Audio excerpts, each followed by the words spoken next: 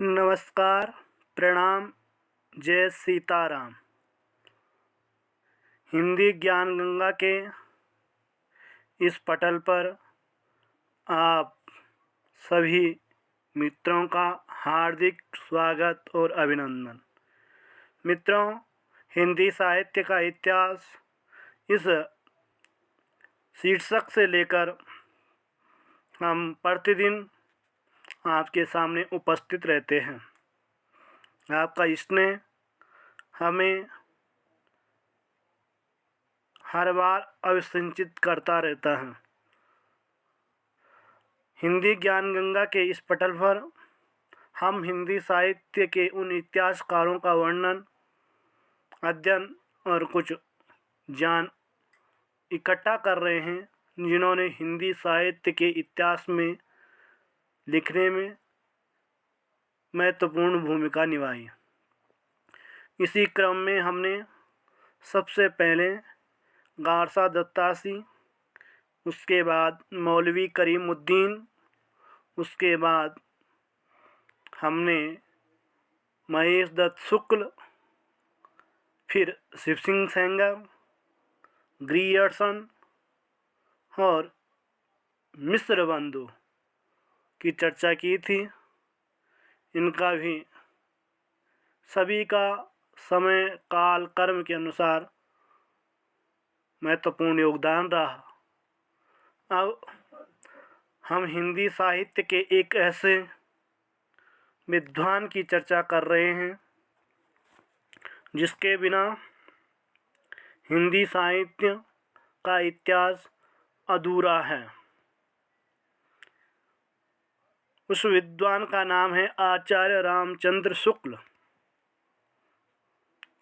रामचंद्र शुक्ल हिंदी साहित्य के इतिहास की वह बुनियाद है जिस पर हिंदी साहित्य का इतिहास टिका हुआ है।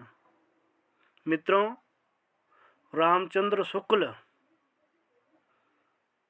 इतिहास की सभी विषयों पर गूढ़ समझ रखते थे और इनका जो इतिहास है वह मानवीय चेतना से अनुप्राणित है, ऐसा नामवर सिंह जी कहते हैं। तो शुक्ल के विषय में इनका जन्म सन 1884 ईस्वी में आगोना बस्ती उत्तर प्रदेश में हुआ था और मृत्यु सन 1941 ईस्वी में हुई। मित्रों, शुक्ल जी के जो महत्वपूर्ण कार्य रहे उन पर हम चर्चा करेंगे। आचार्य रामचंद्र शुक्ल ने जो हिंदी साहित्य का इतिहास लिखा उनकी पुस्तक का नाम है हिंदी साहित्य का इतिहास। आचार्य रामचंद्र शुक्ल का इतिहास सबसे पहले काशी की नागरी प्रचारणी सभा थी, उसके द्वारा हिंदी शब्द सागर की भूमिका में हिंदी साहित्य का विकास के नाम से सन 1929 ईस्वी में प्रकाशित हुआ। मित्रों, कई बार प्रतियोगी परीक्षाओं में ये प्रश्न पूछा जाता है कि किस पुस्तक की भूमिका के रूप में आचार्य रामचंद्र शुक्ल की पुस्तक हिंदी साहित्य का विकास प्रकाशित हुआ था। तो मित्रों, हिंदी साहित्य का विकास और हिंदी साहित्य का इतिहास एक ही पुस्तक है, परंतु जब वो नागरी प्रचारणी सभा के द्वारा हिंदी शब्द सागर की भूमिका में प्रकाशित हुआ तब उसका नाम हिंदी साहित्य का विकास था। जब वह पुनः एक स्वतंत्र पुस्तक के रूप में प्रकाशित हुआ तो उसका नाम हिंदी साहित्य का इतिहास हो गया। आचार्य हिंदी साहित्य के 900 वर्षों का जो इतिहास था उसे सुस्पष्ट रूप से 4 कालखंडों में विभक्त किया।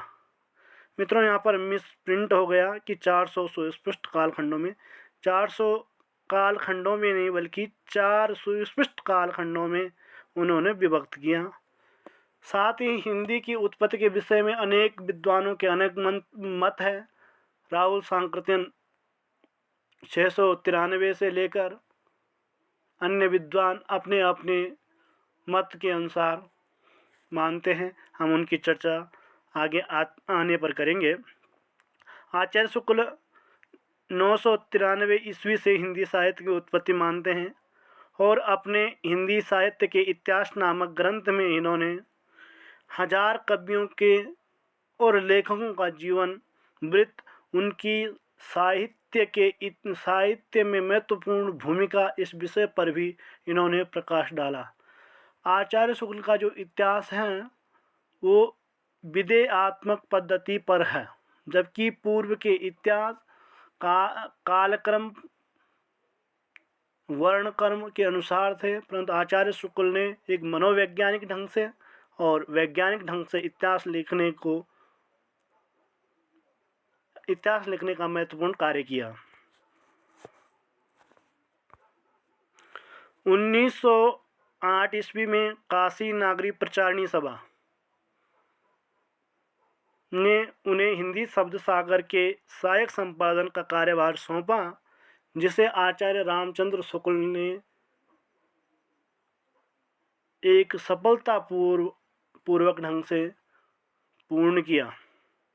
2 फरवरी सन 1941 ईस्वी में हृदय की गति रुक जाने से शुक्ल जी इहलोक की यात्रा करके परलोक चले गए और एक ऐसा इतिहासकार जो न भूतो न भविष्यति हमसे काल ने छीन लिया।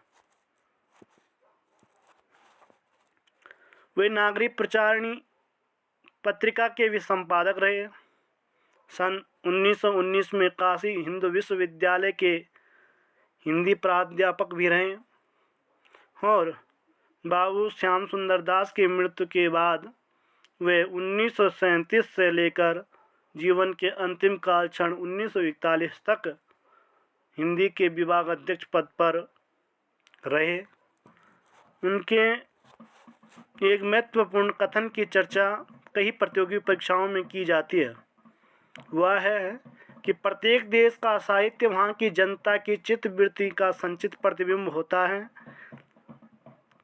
तब यह निश्चित है कि जनता की चित्तवृत्ति के परिवर्तन के साथ साथ साहित्य के स्वरूप में भी परिवर्तन होता है या होता रहेगा। ये आचार्य शुक्ल का मत था और इसी मत पर दृढ़ होकर उन्होंने साहित्य का इतिहास लिखा। आचार्य शुक्ल ने जो काल विभाजन किया,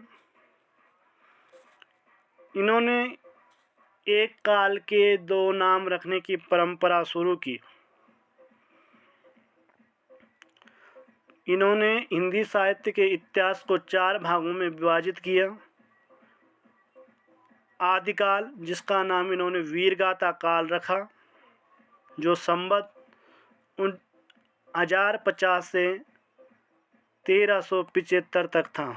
एक महत्वपूर्ण जानकारी आप सभी मित्रों के लिए कि आचार्य शुक्ल का जो काल विभाजन है वह विक्रम संवत से है, जबकि महावीर प्रसाद द्विवेदी, आचार्य हजारी प्रसाद द्विवेदी का जो इतिहास